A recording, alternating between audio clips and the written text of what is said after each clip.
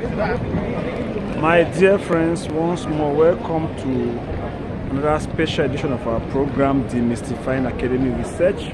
And for today, we are going to be looking at a research proposal because of popular demand, and want to share our understanding of what a convincing research proposal should look like.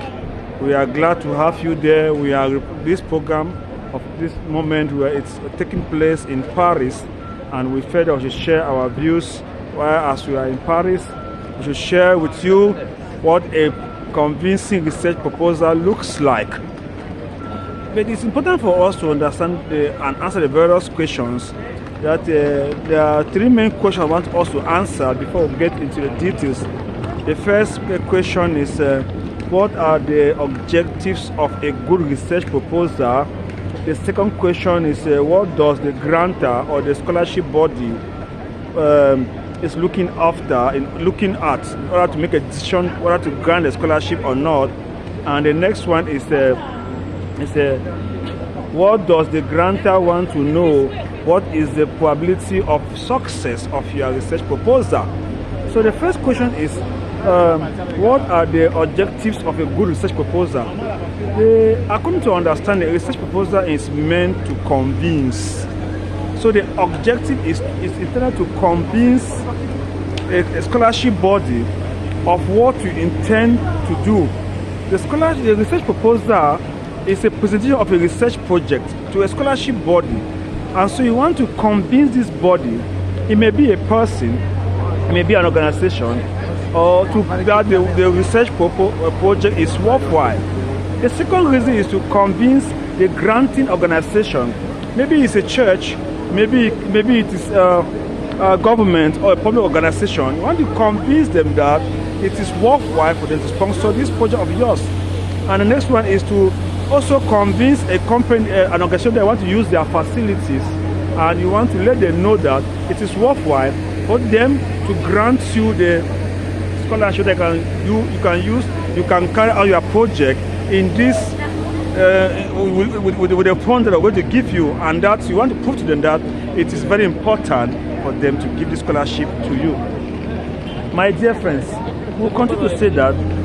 So that's the first one, to convince, and therefore at the end of the day, whatever you are doing as a writer of a research proposal, remember that the main thing is to convince somebody, convince the scholarship body, the grantor, convince maybe a church, convince whoever is supposed to support you. The second question to answer is, what does the grantor or scholarship grantor consider in order to make a decision?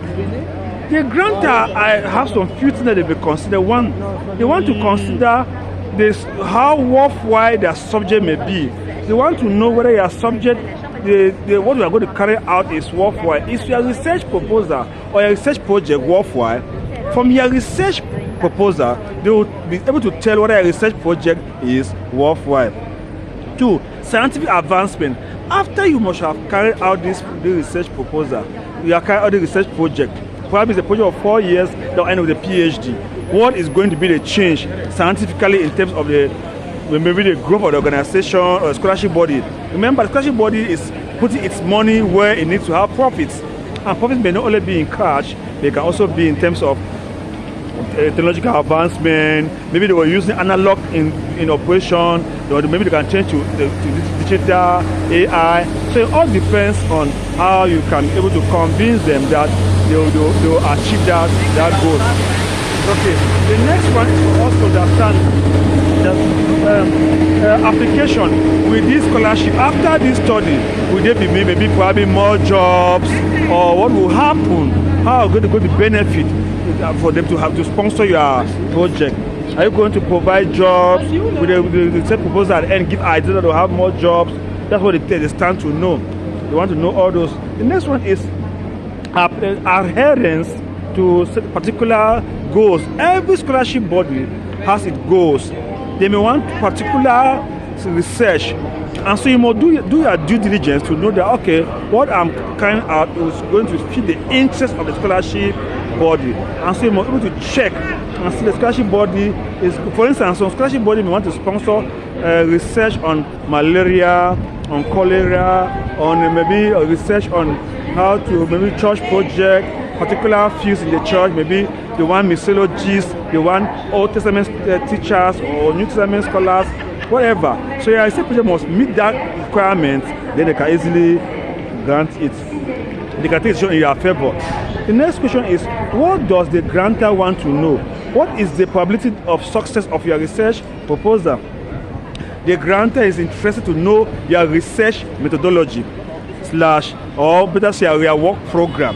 They want to know what the qualified team. Do you have a qualified team, the human resources to help you achieve that project in the number of time that you have asked for? They want to know how familiar you are with the topic they want to carry research on. If you're a medical doctor, are you in a medical field? You want to know those things. You want to know if you have adequate resources in terms of equipment, in terms of personnel, in terms of know-how, in terms of your knowledge, experience. You want to know. Next one is resources required. Do you have is your budget good enough? Is the time good enough? Because if you are told 5 persons write the same research project, the scholarship body may want to look at the ones that is cheaper, for instance. So they want to know those things. And of course, the structure of the research proposal is going to look like this. There are 12 main things that occur in a research project or research proposal. The structure looks like this. In our next program, dear friends, we are going to handle that. For now, I wish that God bless you. Please remember to share, like, and make your comments known at the comment section. Please drop your comments where you may have it. I'm glad to have you there. For those who are not yet subscribed, please share and subscribe so that we can keep on working together. In our next program, we're going to look at the entire structure of a research proposal. Thank you and God bless you. My name is Michael Ojibuka and I'm glad to have you. Welcome once more to Paris. God bless you.